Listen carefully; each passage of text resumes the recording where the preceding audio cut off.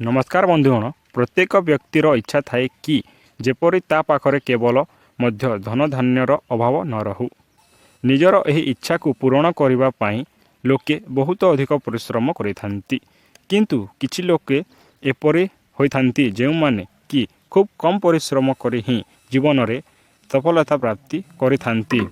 प्रथम अक्षरटी हेउची सी।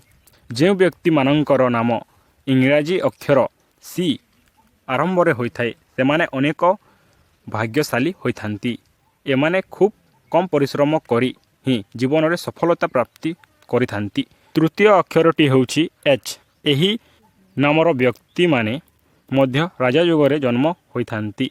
ताहा छड़ा एमाने सबुबेले भिड़ मध्यरे निजर एक अलग परिचय सृष्टि करिथांती। एमानंक जीवन रे राजयुग लेखा होइथिबा कारणरू एमाने जीवन रे सबु प्रकार सुख सुविधा प्राप्ति होइथांती। तृतीय अक्षरटी होउची एल।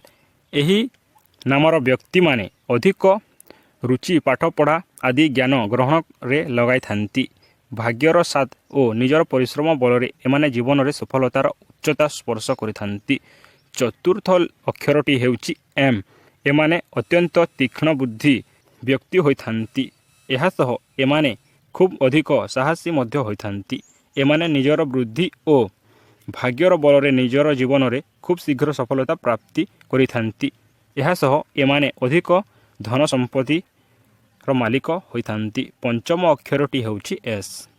एही नामर व्यक्ति माने अत्यंत भाग्यशाली होइथांती। एहा जोगु एमाने तांकर जीवन रे खूब धन गौरव र मध्य अधिकार होइथांती। एमानंकर चिंताधारा मध्य अत्यंत चमत्कार युक्तर होइथांती। शेष अक्षरटी होउची भी। ज्योतिष शास्त्र अनुसार जो व्यक्ति माने नामर प्रथम अक्षर भी रु आरंभ होइथांती सेमाने निजर प्रत्येक कार्य को खूब अधिक बैलेंस करी जीवन चली थांती। एमाने निजर बुद्धि और कठिन परिश्रम बल रे जीवन रे सबु किछि खूब शीघ्र सफलता प्राप्ति करिवार सुयोग रही थाए।